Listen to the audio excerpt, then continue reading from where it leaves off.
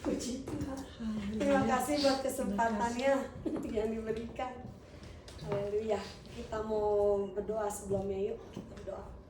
Bapa dalam surga, Heavenly Father, terima kasih Tuhan buat kesempatan yang Engkau berikan Tuhan kepada hamba especially Lord, dan juga pada kami semua Tuhan. Biar dengan firman-Mu yang simpel ini Tuhan boleh menjamah kami Tuhan in the deepest part of our heart Lord, untuk menguatkan kami terutama Tuhan untuk terus berjalan di dalam Engkau. Dalam nama Tuhan Yesus kami berdoa. Amin. Haleluya.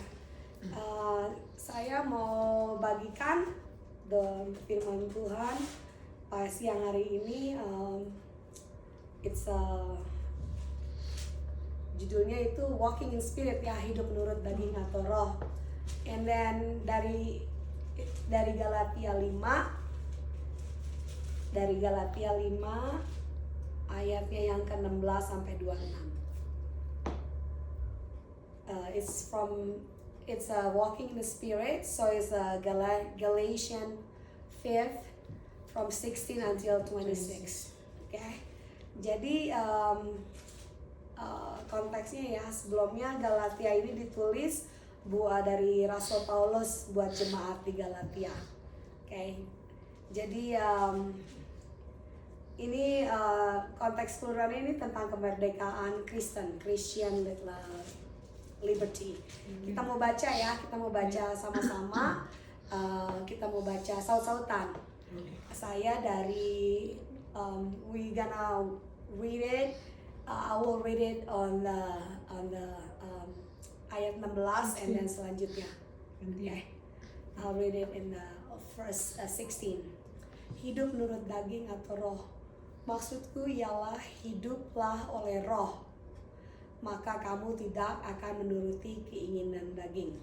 Sebab keinginan daging berlawanan dengan keinginan roh, dan keinginan roh berlawanan dengan keinginan daging. Karena keduanya bertentangan, sehingga kamu setiap kali tidak melakukan apa yang kamu kehendaki. Oke, ayat 18. Akan tetapi jikalau kamu memberi dirimu dipimpin oleh roh, maka kamu tidak hidup di bawah hukum Taurat. Perbuatan daging telah nyata, yaitu percabulan, kecemaran, hawa nafsu. 20. Penyembahan berhala, sihir, perseteruan, perselisihan, iri hati, amarah, kepentingan diri sendiri, pencideraan, roh pemecah, Kedengkian, kemabukan, pesta pora, dan sebagainya. Terhadap semuanya itu kuperingatkan kamu seperti yang kubuat dahulu, bahwa barang siapa melakukan hal-hal yang demikian, ia tidak dapat mendapat bagian dalam kerajaan Allah. Here's the highlight ya, 22. Tetapi buah roh ialah kasih, sukacita, damai sejahtera, kesabaran, kemurahan, kebaikan, kesetiaan, kelemah lembutan, penguasaan diri. Tidak ada hukum yang menentang hal-hal itu. Barang siapa menjadi milik Kristus Yesus, ia telah menyalibkan daging dengan segala hawa nafsu dan keinginannya. Jikalau kita hidup oleh roh, baiklah hidup kita juga dipimpin oleh roh. Dan janganlah kita gila hormat, janganlah kita saling menantang dan saling mendengki. Amin. Jadi konteksnya kontras between the work of the flesh and then life that led by the spirit. Ngerti lah ya, jadi satu aja pakainya bahasa Inggris atau Indonesia. Jadi idenya the fruit of the spirit is an evidence of the transformed life. Jadi bukannya kita yang mau produce dari daging kita, tapi dari roh. Rohnya di sini kapital. Remember last week Pak Otto berbicara tentang apa yang kasih the spirit, joy, spirit, joy. Oh my God, the joy, the spirit, and then love, right? It's kapitalnya roh. Jadi one. Jadi sometimes ada orang yang bilang buah-buah roh is not, is spirit, roh. Jadi di dalam roh itu here's all this thing, yang 9 karakter itu, 9 attributes kalau bahasa Inggrisnya. So jadi bukan kita yang mau produce dari diri kita sendiri. Saya mau punya love, joy, peace, patience, kindness, goodness, faithfulness, gentleness, and self control. It's not kita yang mau bikin itu, tapi memang roh, the Holy Spirit yang ada di kita. So what is it, Maria? So it comes from the Bible. Apa namanya, kalau tulisnya treatment, it come from the Bible, character on the spirit growth, kayak tadi sudah bilang, it is satu buah, jadi ada banyak rasanya di dalam satu buah, with multiple expression, not separate fruits, bukannya plural tapi singular ya, produced by the Holy Spirit, not human effort alone, jadi bukan kita yang berusaha untuk create that buah itu. Ini adalah juga the reflection of Jesus Christ in us gitu kan. Tadi kita mau ulang lagi ya, 9 attribute itu. Love itu kayak kalau orang sering bilang kan, saya tertarik dengan Christian because of love. Gitu. Which is itu the foundation of Christianity, foundation of God. God is love. Kedua is joy. Apa bahasa Indonesia? Sukacita. Sukacita itu is inner dari dalam kita. It's rooted, it's ada terjadi karena kita punya relationship sama Tuhan, gitu kan. Yang ketiga peace, damai sejahtera. How do we get it? Itu that peace. Itu karena itu juga sama dengan joy, itu dari dalam diri kita sendiri. Karena kita percaya sama Tuhan walaupun di dalam chaos. Kita tetap punya peace because kita percaya sama Tuhan. Keempat, patient. Iya, kesabaran. Kalau bahasa Inggrisnya, kesabaran ya. Itu tuh kayak hardship. How do we get the patient? Kok kita sabar gitu? Throughout the hardship and difficulty, especially dealing sama orang-orang spesial yang dalam kehidupan kita. Tuhan tuh kasih kita grace, grace untuk walaupun kita dalam waiting in our frustration, tapi Tuhan kasih kita grace, yaitulah buahnya ini, patient. Kelima, kindness, kemurahan ya, bahasa Indonesianya. Itu how do we get the kindness? Sama juga, itu juga karena kita punya compassion. Compassion itu membentuk kita jadi punya kindness, which is jadi kita jadi care gitu, genuine. I see Kalora all the time, you know. I see how your heart is very kind gitu. Kalau ngelihat orang yang ini, oh kasihan, gitu, gitu ya. Terus yang keenam, goodness, kebaikan. Ini berbicara tentang integrity. I love this part, integrity. That we living a life that reflects God's standard. When you have a God's, kalau kita pancaran kita itu cermin kita ya bahasa Indonesia. Cermin kita itu God's standard. We have that goodness, we have that integrity. We don't wanna do yang abal-abal, yang bohong-bohong karena standar kita ya Tuhan, you know. So we have to have integrity in everyday life, sama berteman kah, sama di pekerjaan kah. Because standar kita ya standar Tuhan gitu kan. Ketujuh, faithfulness. Faithfulness is kesetiaan. Is trustworthy in relationship with God and others. You know, like I have a very few people that I am trusting apa yang di dalam sini sama orang. You know, especially kayak my sister gitu. I talk to her all the time. Apa yang aku alamin, I talk to her gitu. And then at the end of the day, pasti usia bilang kita berdoa atau apa gitu. Because ya kayak gitulah, you know. We trust in relationship. The same thing kalau kita bisa percaya orang, of course kita juga bisa percaya dengan Tuhan. Nah ini salah satu the fruit of the spirit ya. Trustworthy in relationship with God and others. Yang kayak lagi itu kita bahas on Wednesday, salib. Okay. Yang ke-8 adalah gentleness. Itu kelemah lembutan.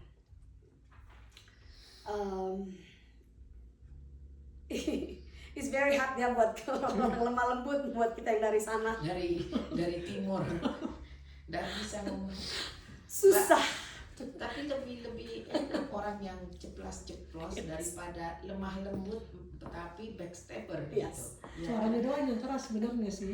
Iya, tapi hati kan lemah lembut. Iya, lemah lembut itu kan bisa juga karena kalau di sini bilang gentleness gitu kan ya. Kalau kita atau asosiasi kita langsung we're associated gentleness is with orang yang lemah lembut. Iya. But according to the Bible, it's not. Iya. According to Bible, it's strength under control and humble. Humble kayak. Itu dia, gentleness. Orang yang bisa humble ourselves. How do you humble yourself? Ya misalnya di saat orang yang nggak ngeliat kita. Misalnya kita dipotong lah sama orang kata saat kita lagi drive gitu. Kita juga lagi buru-buru, tiba-tiba dipotong. And then you just take a step back and then like, oh, maybe dia ada mau pergi lebih, dia mau mempunyai urgency, lebih sakit perut kali, you know, and then you just strength under control. That's also gentleness. It's not always that you lemah lembut or you know kayak gemulai. It's not that. In here it says strength under control. Terakhir I like this one. This part too is self control, penguasaan diri, right? Ya, penguasaan diri. What is penguasaan diri? Is kalau aku tulis di sini desires versus impulses, obedience versus temptation. Itu self control, penguasaan diri. You wanna do, I know I'm speaking for myself gitu. Aku kalau suka nggak tahan, apalagi kalau shopping tuh within your finger, right? Gampang banget. Atau enggak aku misalnya pergi ke jalan ke shopping gitu. Jadi ada itu self control itu secara nggak langsung you know it yourself. Oh, I have this. Maria, do you need this or do you want this? Terus aku jalan-jalan lagi. Jadi aku jalan-jalan di sekelempeng itu sambil aku pegang, sambil aku pertimbangkan. Sambil aku pertimbangkan, do you need this or you want this?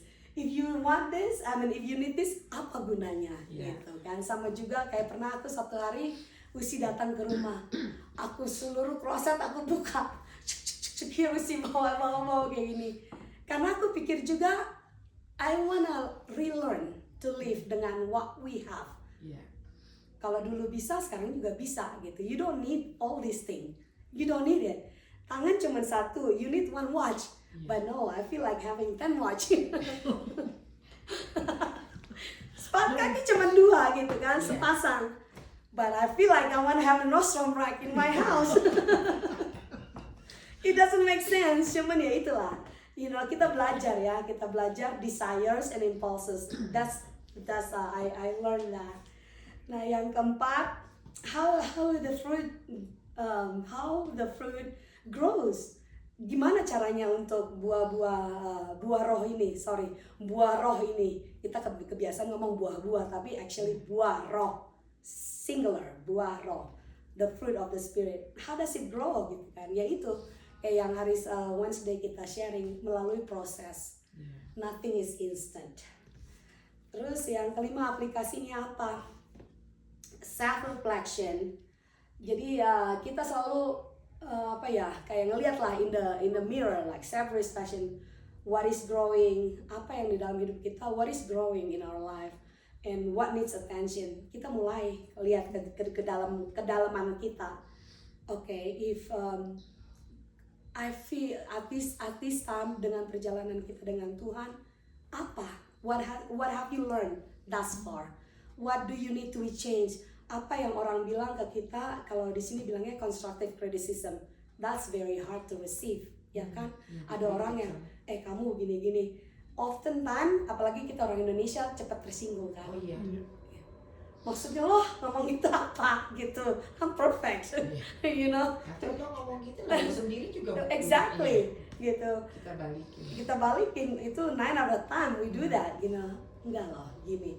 Jadi sometimes ya self reflection itu ya kita bisa dengar dari anak atau dari cucu atau dari teman-teman kita. They see us, bukan kita yang ngelihat. They see us, the same thing juga they see us growing. Itu dari orang lain. Pasangan hidup. Nah, itu dia kita bisa pakai itu sebagai self reflection dari orang lain yang ke kita. Dorong yang melihat kita, toh bukan kita yang kasih tahu I'm like this. No. Makanya selalu ada di Bible bilang by its fruit they will know you. It's all the character, right? Tapi nggak sampai di situ juga. We always have room to grow. We always have room to change. Jadi nggak langsung dia udah kayak gini, dia nggak bakal berubah. No, who says? Who say that? There's nothing in here. There's nothing in the Bible. It says that we people can change. Nothing. From Genesis to Revelation, nothing. It says that. So there's always room for people to change. Yeah. Okay. Amin. And jadinya self reflection itu ya dari others that should see how we are. Jadi karakter, kita punya karakter, kita punya attitude is the action gitu. The action from of this fruit of the spirit.